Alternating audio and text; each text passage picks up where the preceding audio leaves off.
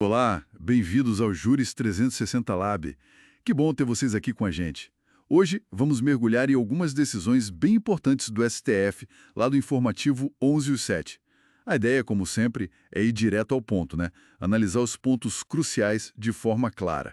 Neste primeiro bloco, a gente separou 4 julgamentos do plenário. Os temas são, assim, bem variados: licitações, comunidades tradicionais, direitos humanos e competência federal e também crédito para beneficiário social.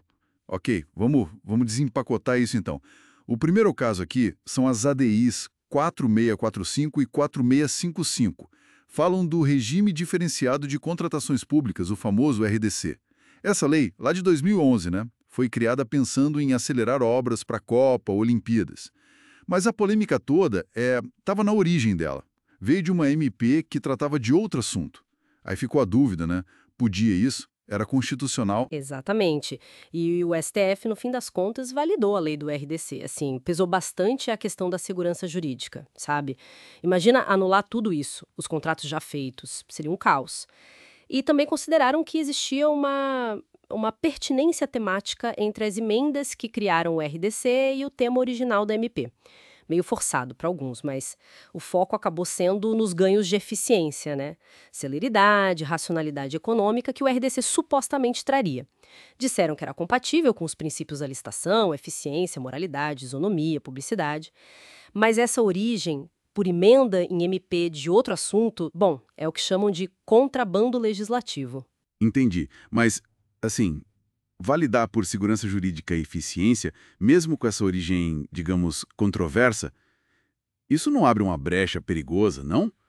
Para outras leis pegarem essa carona? É um ponto de atenção, com certeza. O STF ponderou os fatores ali naquele caso específico. Mas o risco, né?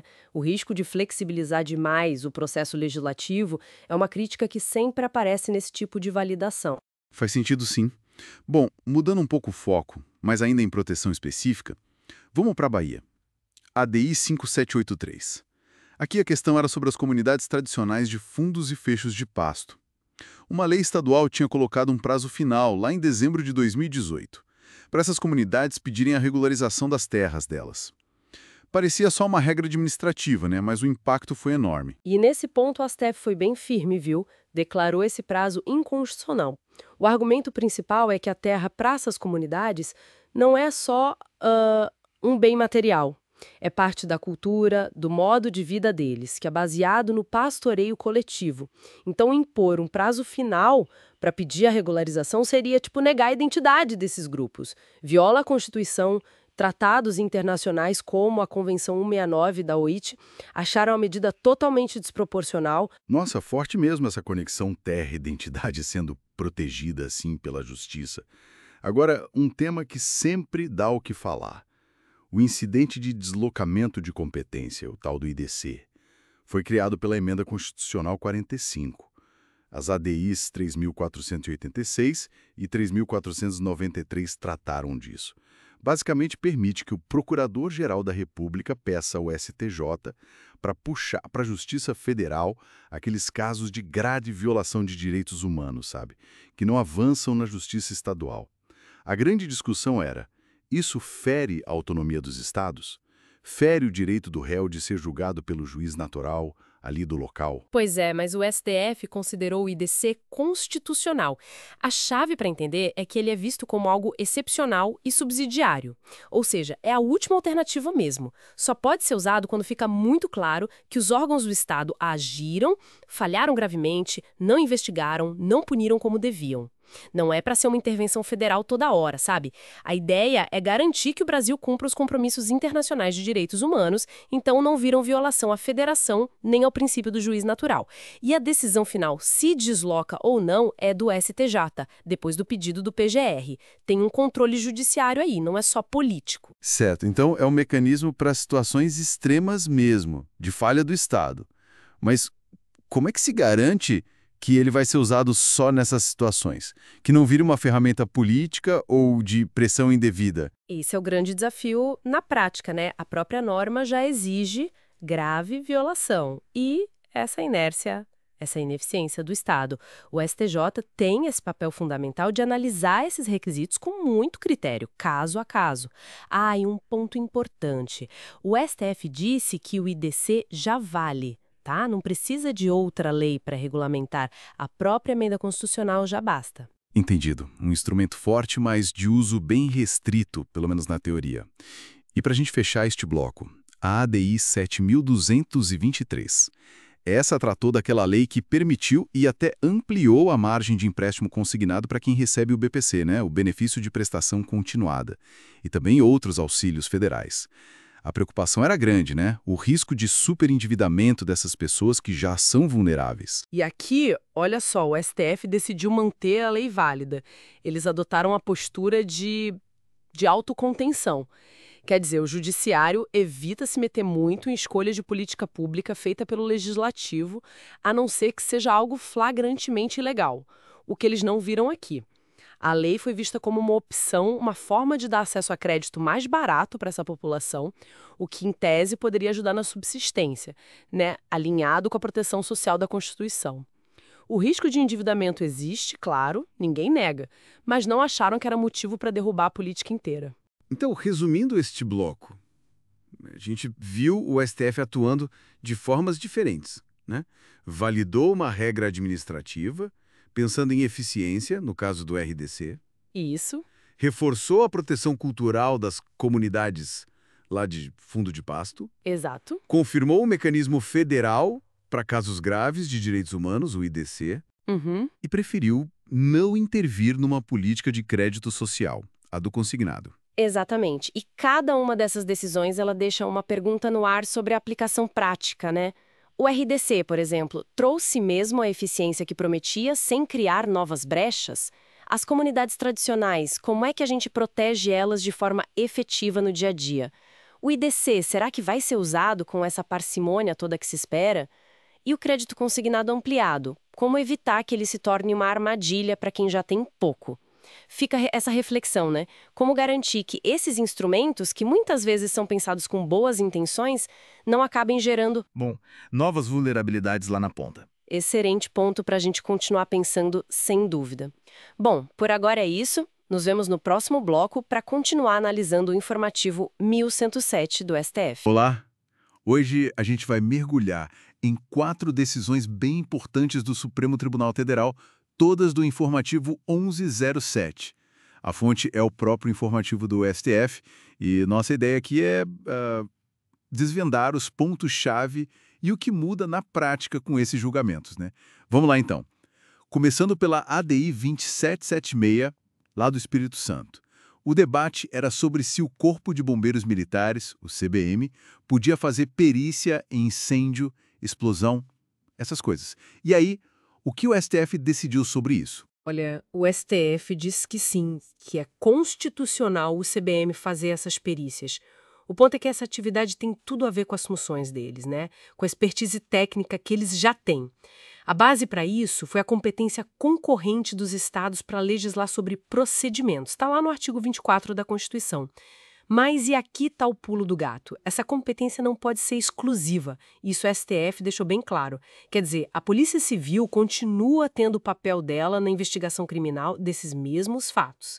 A decisão meio que força uma atuação conjunta, coordenada, sabe? Como manda o artigo 144 da Constituição. Entendi. Então, na prática, o desafio é fazer essa coordenação funcionar no dia a dia, né? Para que o conhecimento técnico do bombeiro some com a investigação da polícia, sem um atropelar o outro. É isso. Exatamente. É reconhecer que as expertises se cruzam, mas assim, as linhas de investigação criminal ficam preservadas. Parece que o STF quis ser pragmático, valorizar quem entende da cena do incêndio, mas sem bagunçar as atribuições. Faz sentido essa lógica de coordenação. Bom, mudando de assunto, mas ainda falando de estados, vamos para Minas Gerais. ADI 5363. Lá, o Estado deu um benefício de ICMS, só que só para produto de cesta básica que fosse feito lá mesmo, em Minas. Isso deu problema, né? Deu, e muito. A inconstitucionalidade aqui foi, assim, cristalina para o STF. Essa restrição de origem bate de frente com o artigo 152 da Constituição. Esse artigo proíbe, né, criar diferença de imposto só por causa de onde o produto veio ou para onde ele vai. É um princípio básico do nosso federalismo. Mesmo que a intenção fosse boa, tipo baratear a cesta básica para o mineiro, o jeito de fazer foi considerado discriminatório. Prejudica produto de fora, a concorrência, no fim pode até prejudicar o próprio consumidor, né? O STF foi lá e declarou inconstitucionais as partes da lei mineira que diziam desde que produzidos no Estado. Essa regra de não discriminar pela origem parece bem clara mesmo na Constituição. Mas por que será que a gente ainda vê tanto Estado tentando criar benefícios assim, meio restrito? Falta de clareza ou é aposta na guerra fiscal mesmo? É uma mistura, né? Tem pressão econômica local, às vezes uma interpretação mais elástica da autonomia estadual. E, sim, tem a tentativa de ganhar uma vantagem na guerra fiscal. O próximo caso de Sergipe mostra isso ainda mais. Boa. Então vamos para ele. A DI 7.374 de Sergipe. Caso interessante. Uma lei baixou o ICMS para cerveja que usasse suco de laranja. Local. Parece o caso de Minas, mas o STF foi ainda mais fundo aqui, né? Apontou vários problemas. Sim, esse caso é quase um manual do que não fazer em termos de benefício fiscal de ICMS. Foram 3 vícios principais que o STF apontou. Primeiro, um vício formal. O benefício foi criado assim, na canetada, sem passar pelo CONFAS, o Conselho Nacional de Política Fazendária. A Constituição exige que esse tipo de coisa, isenção, incentivo de ICMS, passe pelo CONFAS, justamente para evitar a guerra fiscal. Certo. O vício formal por falta de aprovação no CONFAS. Qual o segundo? O segundo foi um vício fiscal. A lei foi feita sem estimar o impacto no orçamento. Faltou aquele estudo de impacto financeiro, sabe? Isso vai contra o artigo 113 do ADCT, que exige responsabilidade fiscal. Entendi. E o terceiro vício? O terceiro foi material, bem parecido com o caso de Minas. A lei feriu a isonomia tributária, tratou diferente quem não usava a laranja local e também a proibição de discriminar pela origem. Artigos 150 e 152 da Constituição, de novo. Privilegiou um tipo de cerveja só por causa de um ingrediente local. Nossa, então foi um combo de problemas. Processo errado, falta de responsabilidade fiscal e o mérito da lei era discriminatório. O que a gente tira disso sobre a política tributária dos estados? Olha, a mensagem é clara. Estado não pode sair dando benefício de ICMS sozinho. Precisa de consenso com os outros estados, via CONFAS. Precisa mostrar como vai pagar a conta, né? Responsabilidade fiscal. E tem que respeitar a igualdade e não discriminar produto só porque veio de fora. A autonomia tem limites bem definidos. Claríssimo. Bom, para a gente fechar essa análise do informativo 1107, vamos para o Distrito Federal. ADI 4.784. A briga era para saber se podia cobrar ISS, o Imposto sobre Serviços, em contrato de franquia postal. Podia ou não podia? Podia. O STF disse que sim, que é constitucional cobrar ISS sobre franquia postal. E eles seguiram um entendimento que já existia do tema 300 lá da repercussão geral. A chave aqui é entender o que é um contrato de franquia, o franchising. Não é só alugar a marca, que seria uma obrigação de dar, e aí não teria ISS. O franchising é mais complexo. É um pacote que envolve um monte de obrigações de fazer. Passar o know-how, dar treinamento, assistência técnica, manter um padrão. Tudo isso é serviço. E esse conjunto de atividades se encaixa direitinho no conceito de serviços de qualquer natureza que podem ser tributados pelo ISS. Está lá na Lei Complementar 116, item 17.08 da lista. Interessante essa visão do franchising como um pacote de serviços. Isso pode ter impacto em outros negócios que misturam licença de uso com suporte, sei lá, tipo plataforma digital, software como serviço. Com certeza, a decisão reforça essa ideia. Para saber se incide ISS, tem que olhar o todo do contrato, a essência do que está sendo entregue. Isso dá mais segurança para o setor de franquias, claro, mas também mostra como o direito tributário tenta acompanhar esses modelos de negócio que são cada vez mais complexos, né? Misturam várias coisas. Perfeito.